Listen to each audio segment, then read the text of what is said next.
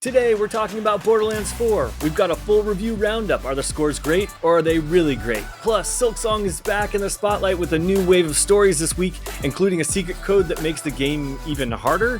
And will Microsoft rivals bring back the controversial loot box mechanic? Stick around for all those stories and more. Welcome, friends, to Good Playing with You, your weekly gaming news roundup. I'm Dan Whitehill, and as always, I'm joined by my Borderland-loving band of Matts, Matt Lord. Hey, how's it going? And Matthew Moulding. Hey now, Claptrap. Before we hit the headlines, one quick note. We're 188 subs away from our goal of 1K, so if you could hit the like and subscribe button, it would really mean a lot. Now, with that out of the way, let's jump into the headlines of the week. Of course, this week's big game is Borderlands 4, and I can't wait to play it. So, gentlemen, let's talk about this. Moulding, I think you had the review roundup. Yeah, Borderlands 4 released on PC yesterday morning and everywhere else last night. Here at Good Playing with You, we have talked a lot about the game over the past year, and I think I can say that all of us are looking forward to getting our hands on it. But what do the critics think? Well, as of last night, OpenCritic has the game sitting at 85, with 100% of critics recommending it, and Metacritic sees it just 1 point lower at 84 and generally favorable. Here's what some of the critics have to say. Scott Dewey at Destructoid gave it a 90, writing, Borderlands 4 is easily the best in the series when it comes to gameplay and fun factor, and the best overall game in the franchise since Borderlands 2, but some performance issues on PC are cause for concern. Matt Cargaloo at Game Rant rates it an 80, saying, while it's great to be able to hop straight into the end game with a new Vault Hunter, Borderlands 4's campaign is so good that it almost feels like you're missing out on doing so. Still, for anyone who plays through a Borderlands game to get to the end game loop and focus on a particular build, Borderlands 4 has you covered in ways that will make revisiting a past game harder. Borderlands 4 is ultimately more Borderlands, but it understands that assignment so well that it ends up being the best the series has felt in over a decade. And finally, Jordan Ramey at GameSpot wasn't quite as rosy, giving the game a 70 and calling it an overcorrection, adding, it's the most mechanically sound Borderlands game to date, and the various Vault Hunters each present an entertaining opportunity to tackle the game in a different way. Just maybe find a good podcast, like Good Playing with You, or a video essay to fill the moments between the shooting and looting. The game's story and characters aren't strong enough to hold your attention on their own, and the game's combat begins to drag once you've seen all the enemy types there are to see. So, boys, What do you think? Do these reviews align with what you were expecting for this 16-year-old IP? Are you excited to give the game a try yourself, or would you rather watch the movie adaptation while on a date with Claptrap?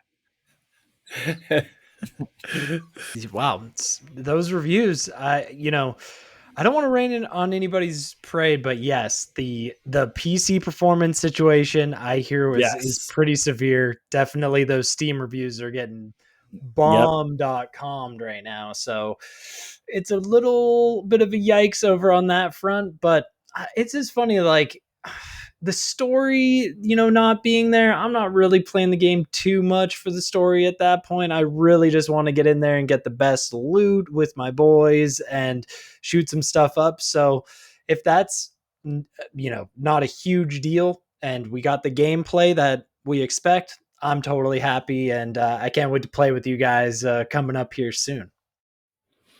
I agree 100%. Look, Borderlands is a known quality, so these reviews do absolutely nothing for me. Either you love it or you hate it, and I just so happen to really, really love it. Now, I'm going to burn out of it in 3 weeks. I'm going to be like, oh, that game, whatever. But right now, I'm chomping the bit to get my hands on it. I cannot wait. We've already got 2 gold keys that were released day 1. I'll even put those. I put them on our social tab on the YouTube channel, and I'll also put them in the description of this video because that's how gold key crazy I already am. I can't wait to get my hands on this loot. Gold key. And what's awesome is the changes that I'm hearing about. I don't want to be too spoiled, but the changes do sound awesome, although minimal.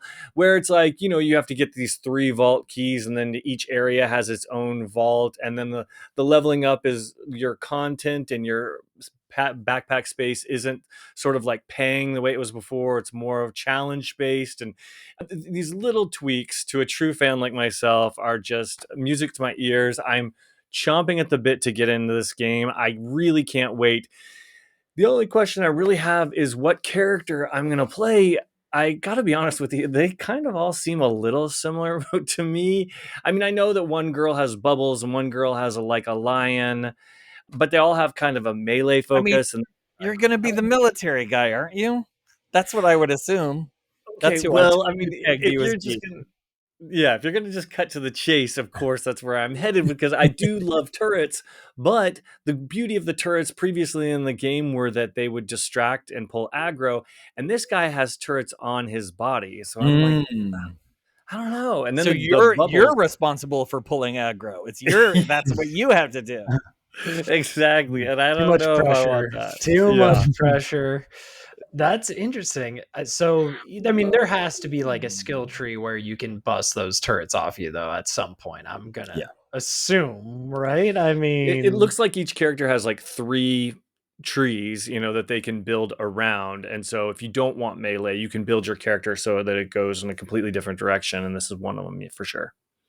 that's interesting. Has any of the other Borderlands been like I guess like with the melee focus? Like this sounds a little different. Is this kind of like a newer feel for this franchise, or did 3 delve into the melee?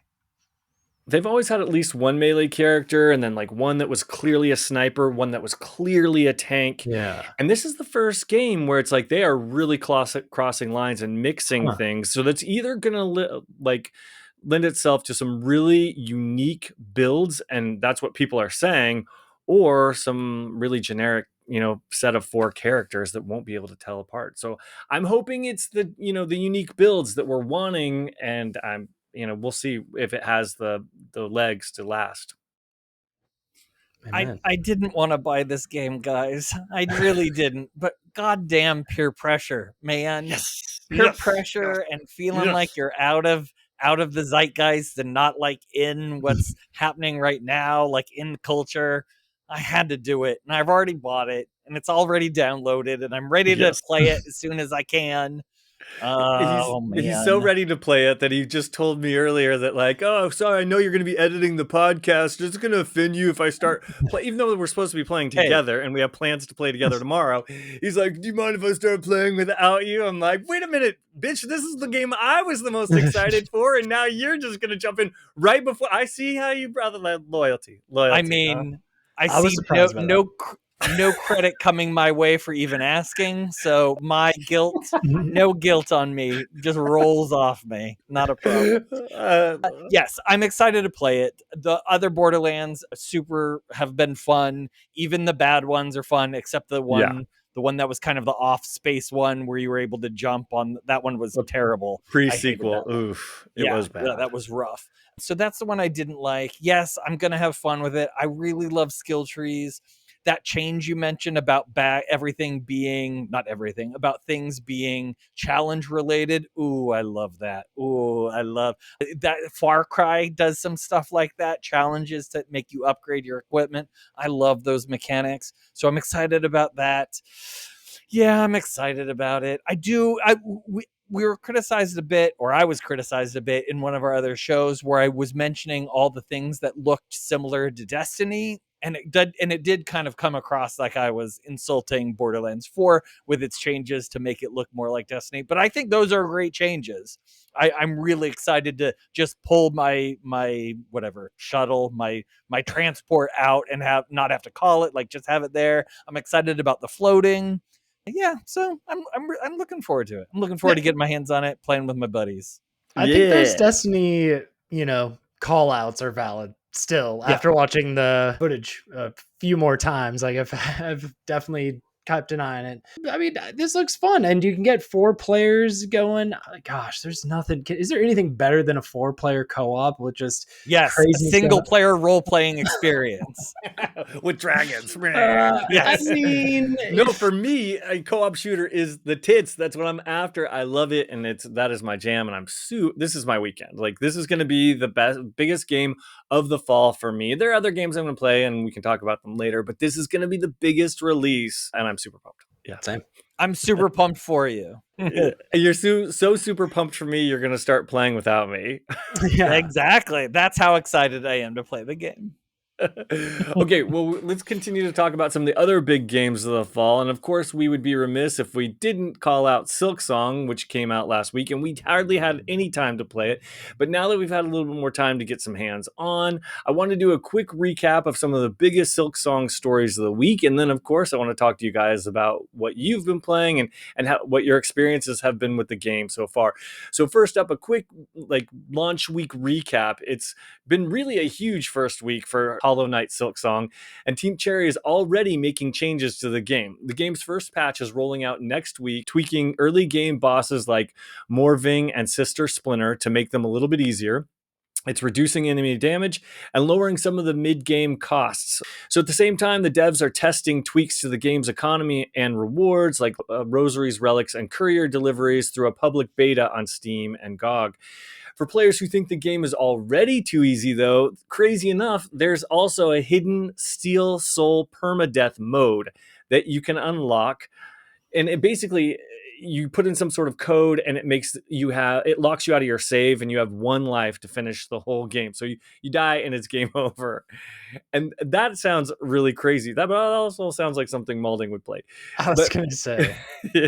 Not all the feedback has been about difficulty, though. The game's simplified Chinese translation has sparked backlash, with many players calling it clumsy and out of sync with the game's tone. Negative reviews on Steam have dropped its Chinese rating to mixed, and Team Cherry has acknowledged the issue and promised fixes. So in just 1 week, we've seen easier bosses, a secret 1 life mode, ongoing economic tweaks, and a heated localization debate. So the question is Team Cherry striking the right balance this early? Are they already being pulled in too many directions? What are your thoughts on the game where it stands a week later after launch? I mean, wow, that's a lot of work already being put into this game. I'm not surprised for such a high profile indie title that got dropped. I do, to be honest, like, it's kind of nice that they patched some of the difficulty at the beginning. To be honest, like, I was just playing before the show, and I'm at one of the parts where there's this guard and he's just kicking your ass, and I'm just like, I don't know if I got the gumption right now to take this on. I can't seem to get past this guy, so I haven't even updated yet, but I'm ready to see like what that looks like, because right now I do think the difficulty and the learning curve right off the rip is pretty steep for the game, and I don't think the first game really felt that hard until a little ways on, and then it started ramping up. So this one really just threw it at you right off the bat. So I it's pretty crazy. But it's awesome. I don't know who the psychopath would be to put in that code to do the permadeath, because I would lose pretty much immediately. Man, it's really nuts. I also did want to say, did you guys see that there's like criticism about the game being $20? People were saying criticism. Why Yeah. would Oh my people God. criticize This is it? why we can't have nice things. People I were know. saying they wanted it to be $40 Ugh. because for other indie games it's unfair because it's such a Yes. substantial That's game. the other developers are complaining. I don't Yes. see in fact, what I heard was, and this is one of the things I meant to include in the roundup that I didn't, is that people that are notorious for piracy are on these piracy sites on the dark web are actually encouraging other people to not to pirate the game and to actually pay the $20, because there's such goodwill towards Team Cherry for putting out a game that's so highly anticipated for such a low price that even pirates are trying to not pirate it, and they're buying it themselves. Geez, I mean, that's really saying something. I mean, Yeah. it's It's a definitely beefy game for $20. I would never call for a higher price at this point for just about anything, but yeah, Agreed. it's a substantial game. But that bums me out to hear that you've hit a wall that's kind of pissed you I off know. because you made it so much further than me on the first one right away. I gave up at the grasshopper pit. When I fell in there and my ass got beat down by those 3 grasshoppers, I was like, "Oh, F this game." But you've made it so much further Yeah, than me and you liked it so much more. So what do you I think your know. plan Maybe I'm is just next? losing my will to live. That's a little extreme, bro. Oh, okay. Wait, hang on. Wait, are we on air? Oh, wait. Oh, Well, that turned no. dark quick. No, I really don't know. There's something honestly, this game feels so much harder to me. I'm not sure why. I think maybe it's just the mechanics are just way more ramped No, up. you're not the only one saying that for sure. Yeah, it feels much more difficult compared to the first one. I thought the first one was a little more vibey, a little more like exploring. You can get to the next area. I thought relatively easy. This one, you're like, I gotta lock in and sweat, and that's just Lord, like tough. would you say that this game is made for people who played through the entirety of the first game? Like, this is not made for the people's Yeah. first foray into Hollow Knight. I would say they're expecting you to know. This to me feels like you just finished the first game. Now you're going into this game and you already have a lot of mechanics already instilled in your brain. Yeah. This doesn't feel like the beginner. I wouldn't recommend this. To be honest, like after I've played it, I wouldn't recommend jumping into this. I would go to the first one first, see if you like that, and then take on Silksong. That would be my recommendation, just because it's a beast. Yeah. Yeah. Yeah, that makes sense. I stopped playing it pretty quickly after I fell down a hole, and it took me all the way to the beginning, like literally the beginning screen. And I'm like, no, I'm really not interested in doing this whole climb again, which is so interesting because games where you repeat things, usually I have no problem with, but it's the platforming. It's just the platforming is not my favorite thing in the world. So to do all those jumps again to get to the same place is just not a fun game loop to me. So I quit playing pretty quickly. But I still love the sound design, still love the look of it. I can totally understand why people love this game. I can totally understand why people love the last one. All of that I totally understand, just not for me.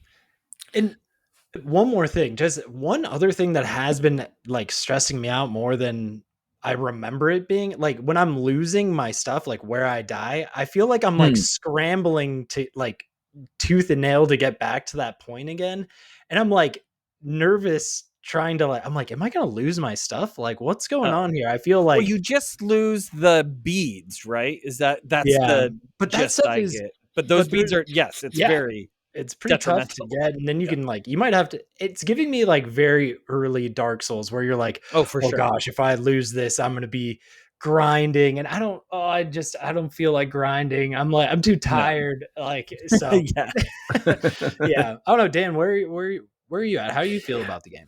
Well, I was excited to jump back into it, but hearing you talk Wow. about it might have put me off a little bit. I'm definitely going to wait for the patch. I was highly Yeah. amused yet horrified slightly by this week Yeah. because on social media, there's a lot of people posting their runs where they are going up this really big well and they get to the very top and they're fighting all these enemies and then they go over to the left-hand side and they sit down on a save bench, but it's a trick and this big trap comes down and hits them and they take damage, and if you don't have health you're gonna die, and you have to actually walk over to the left and disable the trap, and then you can come back and save. And I was like, oh man, that is Team Cherry trolling players. That is cruel, that is crazy. And I was like, you know what, maybe I should take a beat on this one. I'm going to wait for that patch to come out. I'm going to focus on Borderlands because that's my jam. When I need a break from Borderlands and I really want to be punished, it'll probably be a Saturday morning because I want to make sure that I'm well rested. I can drink a lot of coffee, so I'm super manic and like excited. It's my favorite time of Dan right there. That's my favorite time. It's Dan Dewhill right there. It is Dan Dew for sure. I've had too much Mountain Dew, and you guys get all those texts, and I'm like texting you left and right. Yeah, I'm gonna wait for some Dan Dew, like, and I'll do it some Saturday morning. That good. I think that's a great call. But yeah, I'm with you, Malding. It's beautiful. Sounds great. And yeah. There was a fun thing that I saw on Twitter earlier today was, I guess there's some shop that costs beads or rosary beads for you to get into every time you walk in. And someone was like, oh, you just destroy the mechanism above the door. The door remains open and you can walk in and out and not pay it. And God, I love that kind of Yeah, secret stuff. that's Oh, I awesome. love that so much. So that kind of stuff really does make me feel like, oh, I'm missing a great game if I have the patience to do all the platforming. That kind of stuff is just so juicy to me.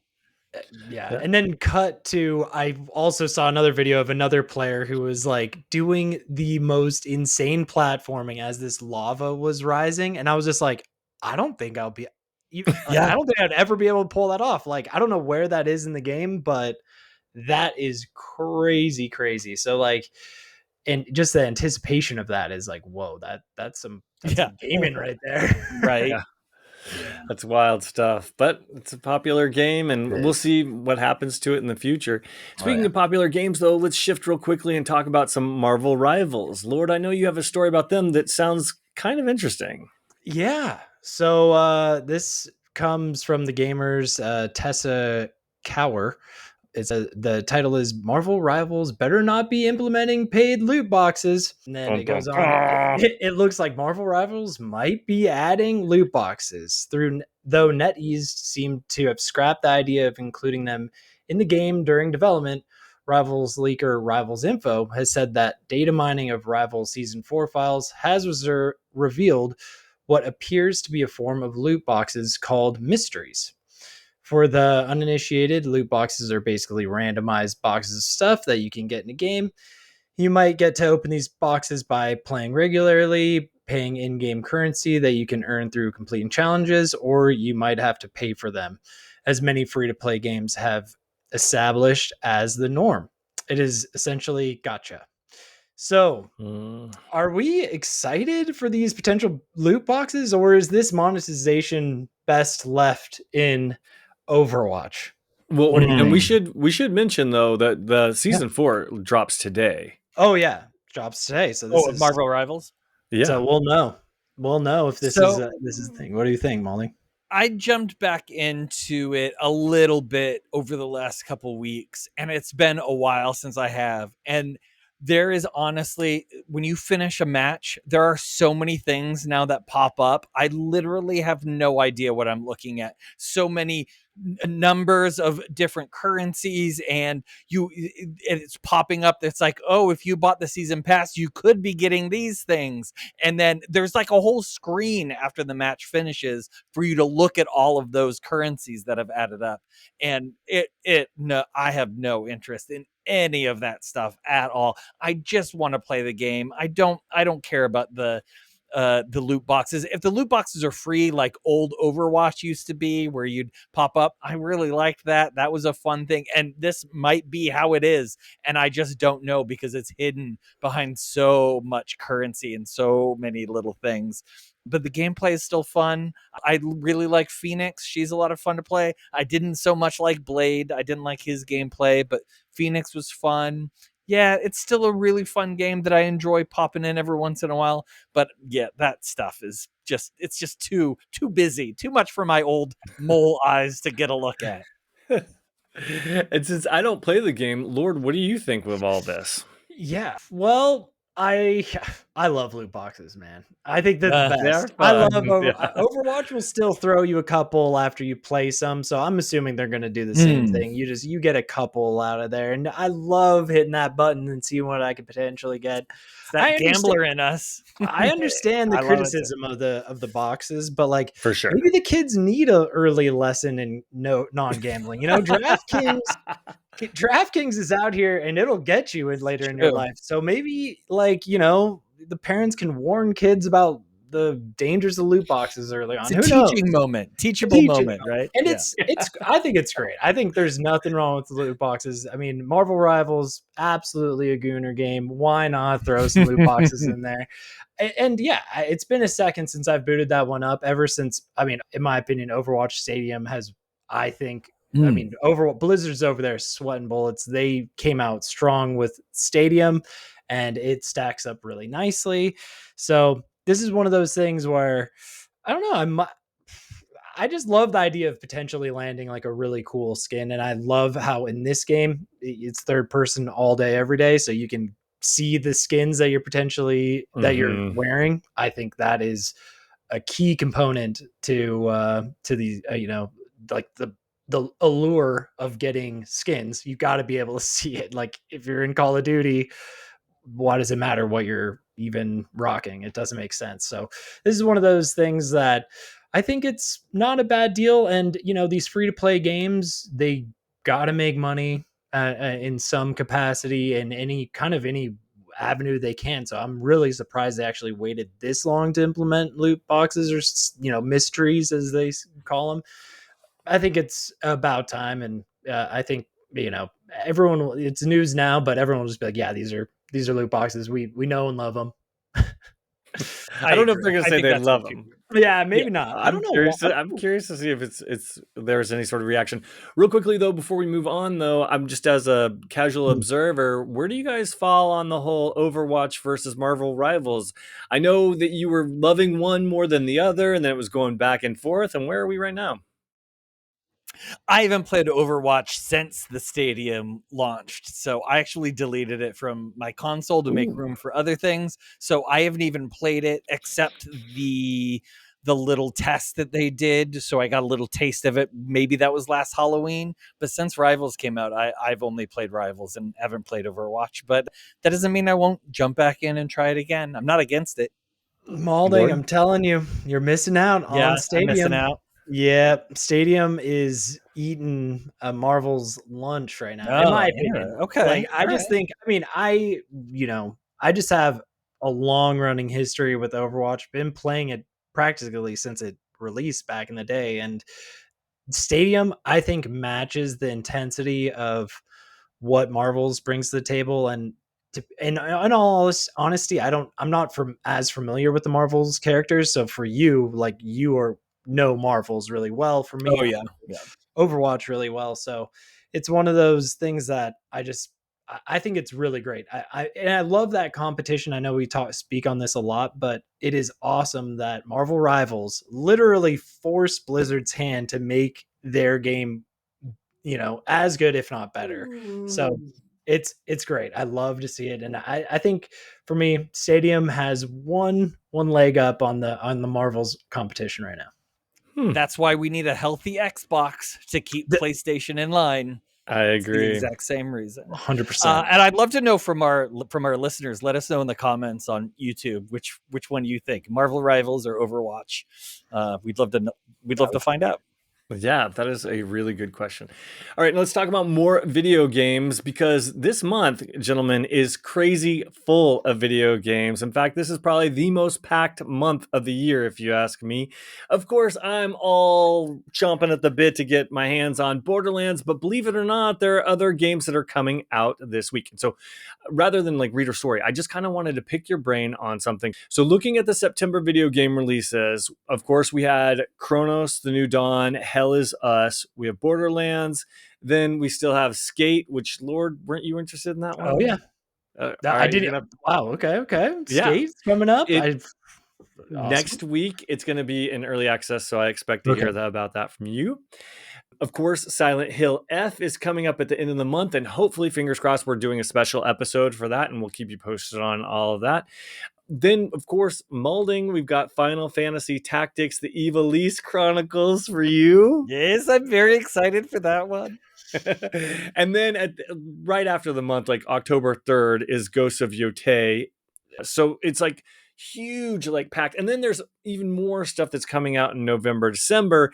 And the reason I list all this sort of stuff, not to just, talk about all the great stuff that's coming out, is also Dying Light is coming out. And I'm a huge fan of this series. I loved Dying Light 1. Dying Light 2, I loved it, even though it was the bastard child. It wasn't as good. And I got all the DLC and everything's fine. So I want to love, my heart wants to love the Beast, which is it was supposed to be DLC actually for Dying Light 2, but it became so big, they spun it off into its own standalone game.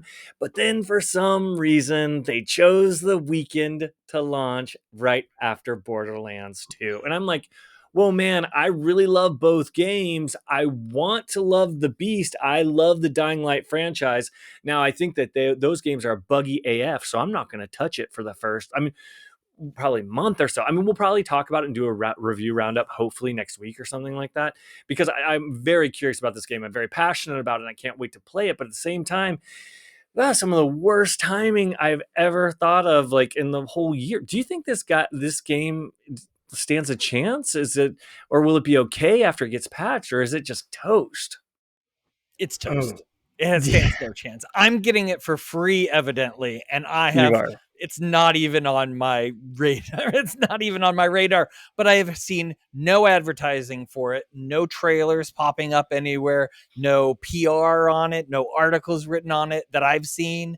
So I don't have a lot of faith that maybe they don't have a lot of faith in it, so they're not pushing it very hard. Maybe that's why it's the week after Ugh. Borderlands. I feel like that audience is a huge overlap.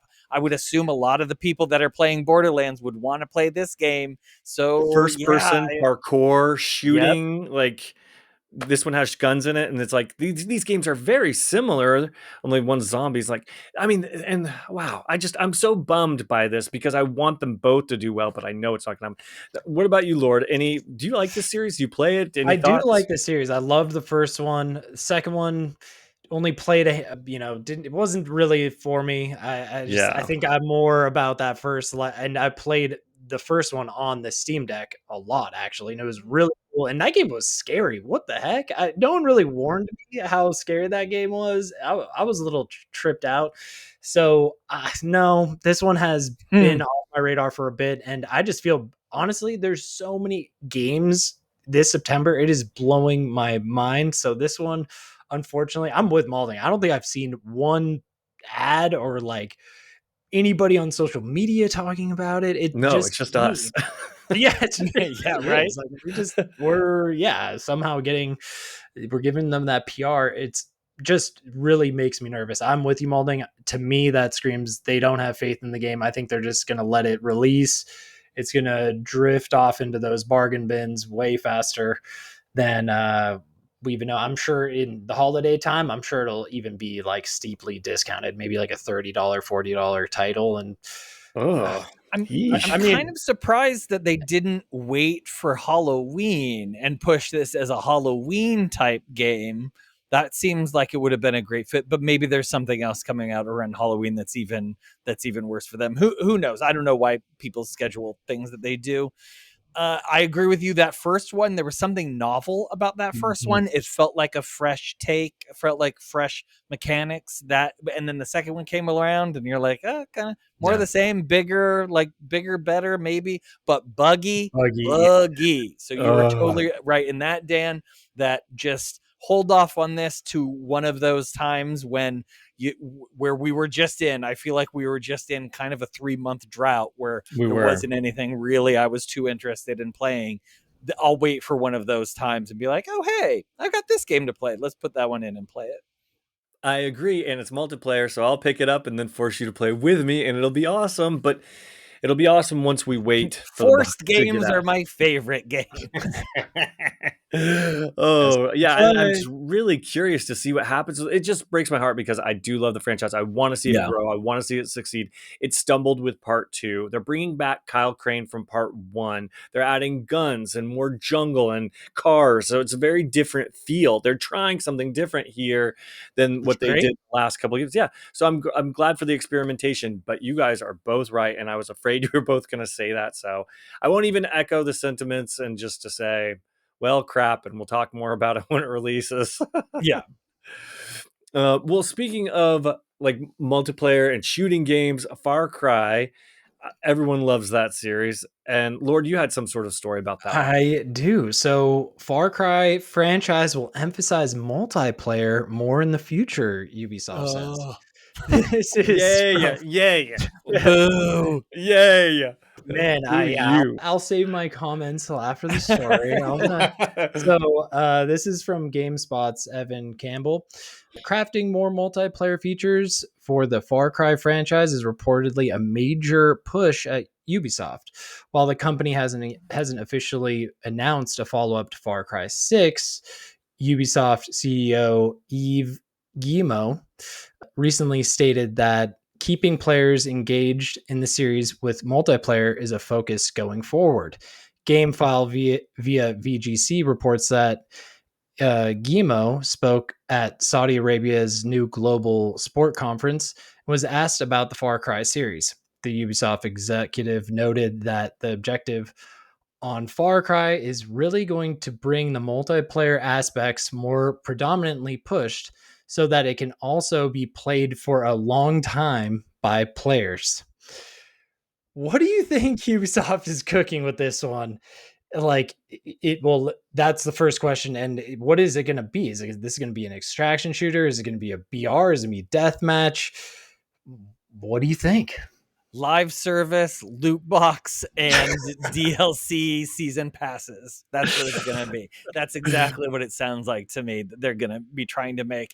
Man, Far Cry is to me a solo experience. I know that there's the multiplayer stuff, that a lot of achievements I miss out on these games because I don't want to play with another person. I don't want to have to follow anyone. I want to make my own decisions on where to go. I want to do my own challenges of trying to clear out those camps by myself without anyone helping me. That is how I like a Far Cry experience. So if they're going to turn it around and try to force me into a multiplayer experience, I am no longer interested, unfortunately.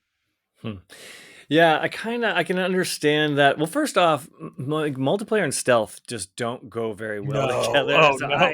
We had yeah, some problems with that this weekend, Dan and I did. yeah, for sure. We've been playing a lot of Grand Theft Auto Online, which we'll have to talk more about some other time. But so yeah, multiplayer and stealth never a good mix. And this game, it's got nice stealth because you can break it and you can still live, and it doesn't fail the mission or anything like that. But I would be curious why they're going more multiplayer. Now let's be honest with you. Their multiplayer system does not work very well.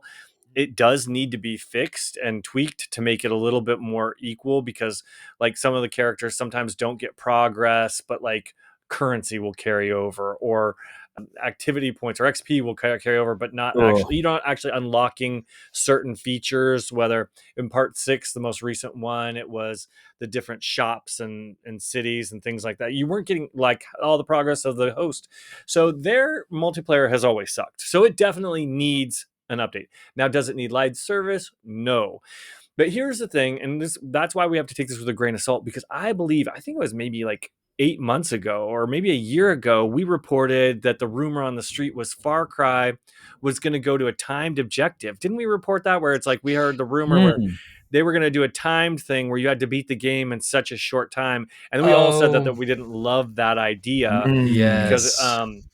so Like the zombie game, like Yeah. the mall zombie game. Dead Rising, yes, Dead those are Rising, great. thank you. Those are great games, but even they dropped that mechanic because they realized that it wasn't very popular, and people want to be able to like do things at their leisure, like Malding says, and some want to complete all the tasks and some don't. And as a completionist, it totally bugs me when there's a time mechanic.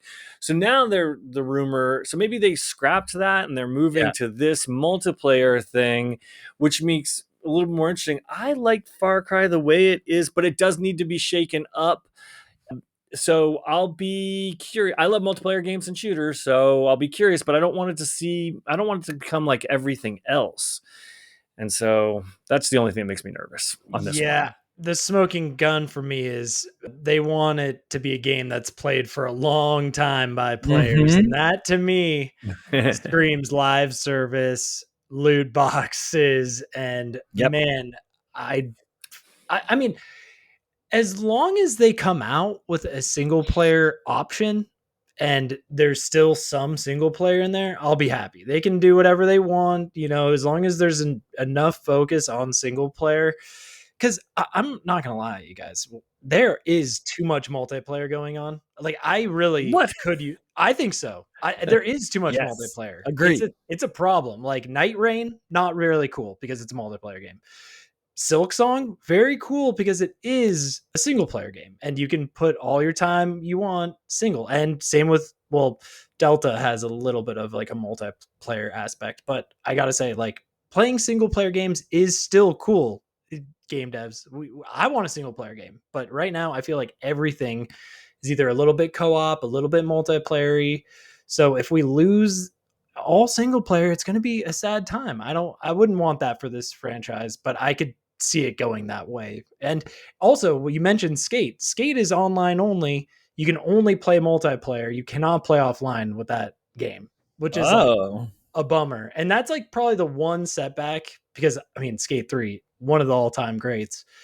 It's really of a bummer that this one is going that route. So that's the only thing I'm like, oh man, I don't want to have to like be playing with people all the time and like see them skateboarding around. I just want to be by myself. Like, gosh, I don't know. I'm with you on that agreed. mall thing. Dan's like over here like hankering for more multiplayer though.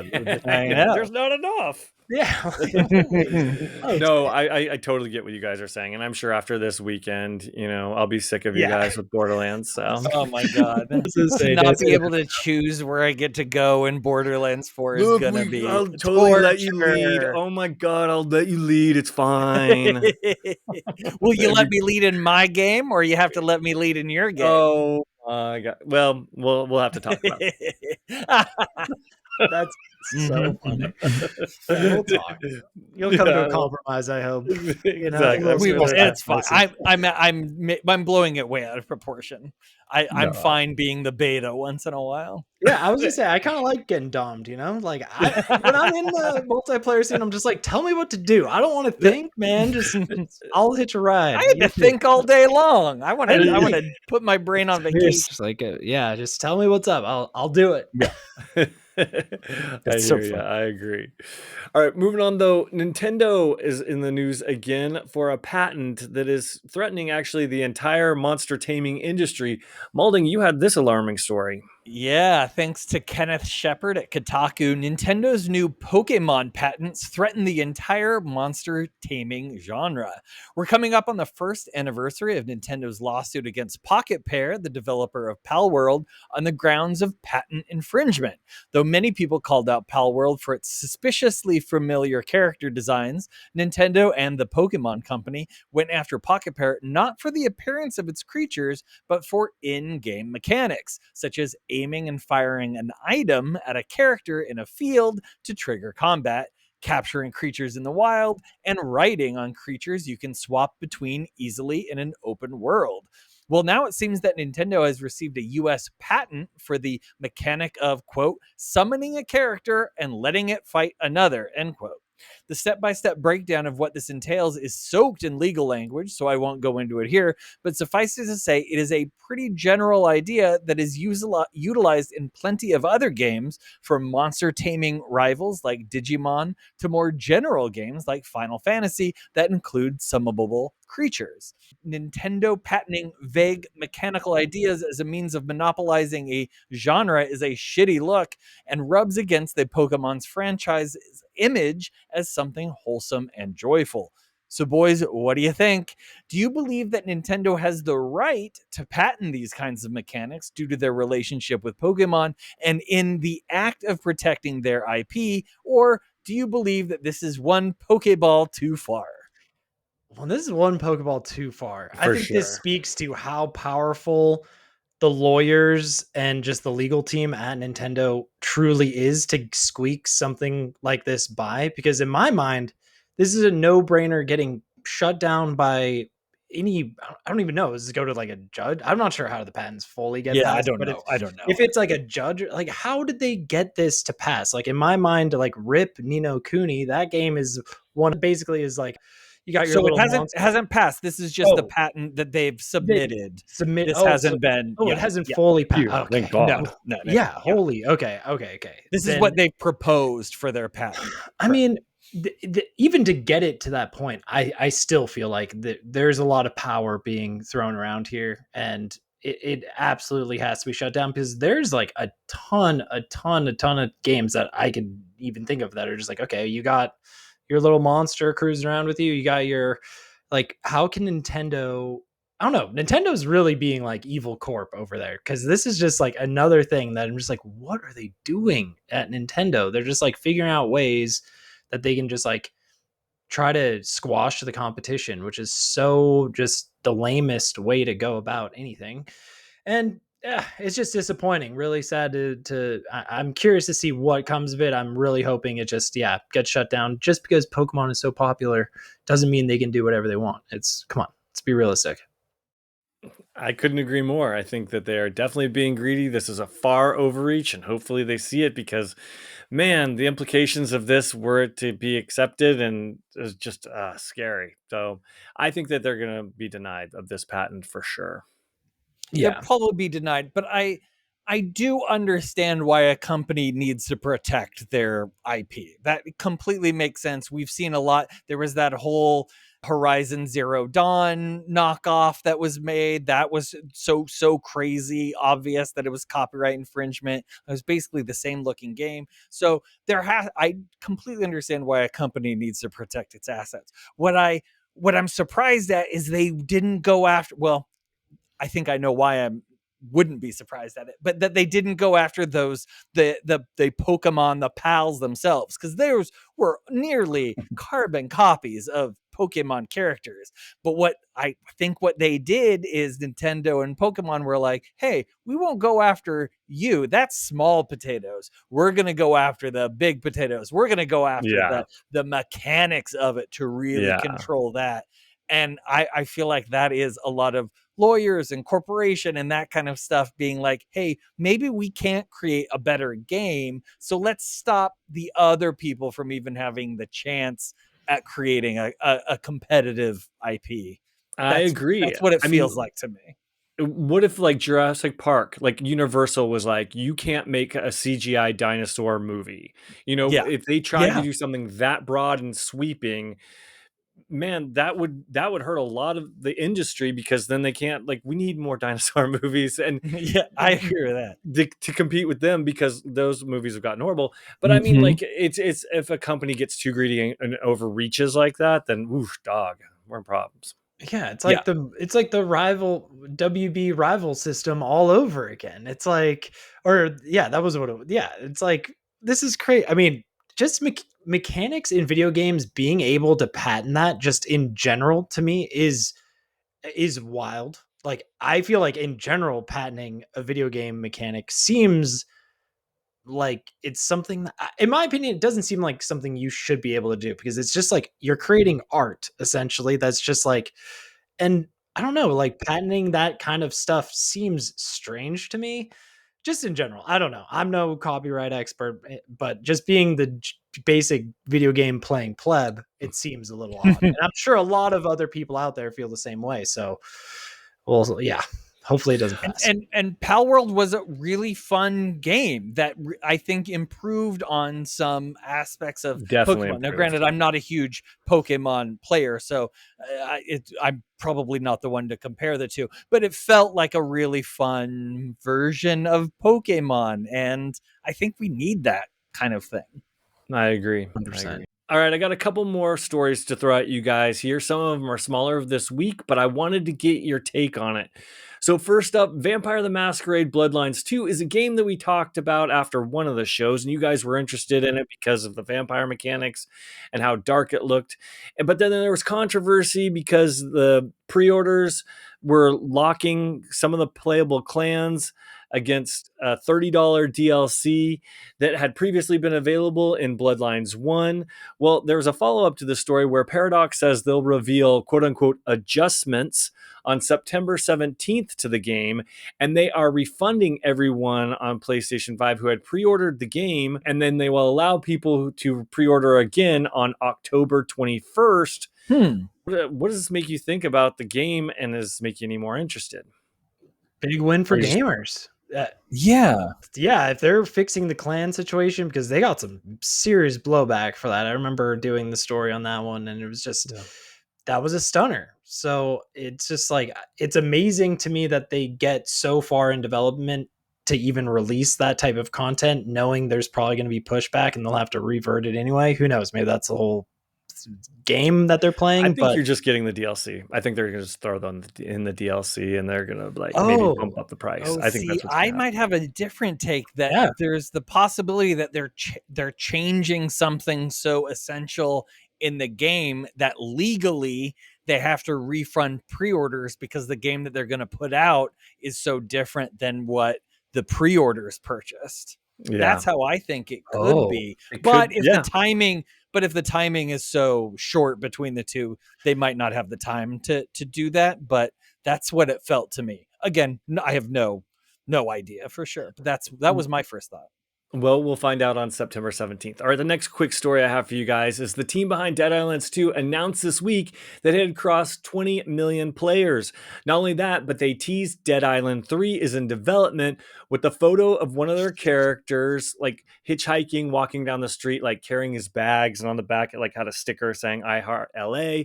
So I'm excited about Dead Island 3, and I want to see, where do you guys think the series should go next? Trash can. That's where I think it should go. Right in the trash can. What a terrible, terrible game series. No, It's wrong. beautiful. It was really pretty, but just a misery to play, man. Just not fun at all. Yeah, these were not Wrong. my cup of tea. But if they were to go somewhere exciting, who knows? Maybe they go do like a I don't know, Atlanta, something like that. Maybe It's going to be Vegas. I guarantee I hope you it's that. gonna I be think Vegas. so too, and I want Vegas. Vegas, and I want to be able to gamble and stab zombies in the eye. But I'm super pumped for it, and I don't Yeah. even know anything about it because I do like the series a lot. All right, and the next story is Destiny 2 is getting a Star Wars themed expansion called Renegades. It's set to arrive on December 2nd. The crossover includes Lucasfilm licensed elements like lightsabers, Han Solo's blaster, Star Wars inspired costumes, and environments that evoke the desert worlds of Tatooine. It's part of Destiny's 2 Year of Prophecy roadmap. Does this pique your interest? And are you a Star Wars fan, and will you jump in? Paul Tassi is constantly tweeting about old Destiny 2, Paul Tassi at Forbes, and he is just having, it sounds like, a really bad time with this latest expansion. It sounds like whatever they've done has broken Destiny 2. So I'm not really interested in getting back into it until it sounds like those things are fixed. So I don't care. Star Wars, sure, fine, but why do you? I don't really want to play Destiny and see Star Wars characters running around. That's not fun to me. The merging of worlds, that licensing is happening too much, in my opinion. Yeah, this isn't Fortnite, but come Yeah. on, like just keep it Destiny, and then you're good. It's just this is this is not for me. I gotta agree. I think that the Star Wars is kind of lame. I loved the first couple of movies or the first trilogy, but all of the subsequent stuff has just been like, meh. Don't mean to offend anyone, but it is really lame. But then again, Destiny 2 has a horrible story, so maybe they could use some sort of injection. so messed up. I'm just not gonna hang out. I'll buy. I do love Destiny, as you can see, but I probably won't pick up any of these expansions until they go on sale for like $5, and we'll worry about that. Game, fantastic gameplay or gunplay, some of the best gunplay in any of shooter that I've ever played. And again, my opinion. Well, you haven't played Borderlands 4 yet, so you don't know. Well, I will in a couple hours while someone has to work. You butthole. Okay, speaking of shooters, the last little story I wanted to talk to you guys about was Gears of War isn't selling on PS5. And this pains me because I'm such a huge fan of the series. So, they just did the re-release of the original Gears of War. It was called Reloaded, and I had the Ultimate Edition. Funny story. I had the Ultimate Edition, and then 10 years later, Reloaded comes out, and they're going to release it on PlayStation 5, and they gave it to me for free because I had to reach out to them and stuff, but essentially it's the same thing. So apparently if you have Ultimate Edition, you can reach out and get Reloaded. So I got the game free, played it the other weekend. That's totally a cool free. hack. Can you explain that? Well, I think you have to have owned Ultimate Edition, and I think you had to play in the beta. But when I read it online, it was like if you have the Ultimate Edition, you can get the new Reloaded. So then I was like, oh, I didn't get it because they should have given it to you for free. So Reddit was like, just email this one and tell them you didn't get it. So I emailed them and I was like, look, I own Ultimate, I didn't get it. They're like, oh well, we don't have records. The beta was crazy. We don't know if you're in there or not, but we'll just give you a key. Oh, What? Sweet. Hack? So I got it. Yeah. So if you own the old one from 10 years ago, then just email them and tell them that you played in the beta and you want your free code and you should have gotten it because I totally got a free copy. But that's besides the point. So this game isn't selling on PS5, and I'm talking at all. In the first week, it approximately sold like 259,000 copies the first week, which is pretty disappointing. They're saying that they had at least 1.3 million players, so roughly 80% of the audience for Gears of War Reloaded is coming from Xbox. What's going on? Why aren't people liking this on PlayStation? Is it just too old? probably too old. Probably a lot of people are gamers who have already played the game. That could be a possibility. Even if they haven't access to it on PlayStation, they may have already played it on Xbox. I didn't see much publicity about this one either. It kind of went under the radar for me too. The only reason I knew is because it popped up on Game Pass. So maybe it's just a confluence of different factors. Yeah, Delta definitely overshadowed this one as it dropped. I think it is just a little too old at this point, unfortunately. It's interesting. Maybe these PS players don't have that Xbox blood like I was anticipating. So it makes it does make sense. I really thought PS players, as soon as these games were to drop, even the legacy ones, people would snatch them up. So Yeah. there seems to be some sort of data discrepancy here, which does make me kind of nervous about future games on PS5. If these aren't selling, what could the future of Xbox games on PlayStation look like? For real. Great And question. yeah, and it's like they're taking a flagship franchise here and putting it on the other console, and they're only selling 259,000 copies. I mean, you're doing more damage, I think, to your brand and the brand of Gears of War than you are benefiting from this. And so I think this thing's going to make Microsoft take a minute and think about what they're going to be porting to this console. Hey, Yeah. let us know in the comments about any of the stories we've talked about today, what you think. If you think we're wrong, if you think we're right, we'd love to hear it. And that pretty much wraps up everything we have for this week. So if you're watching on YouTube, please like and subscribe. If you're listening on a podcast, please tell 188 friends. And on behalf of Matthew Moulding, Matt Lord, and myself, Dan Whitehill, thanks for joining us. And as always, good playing with you. Good playing with you. Good playing with you.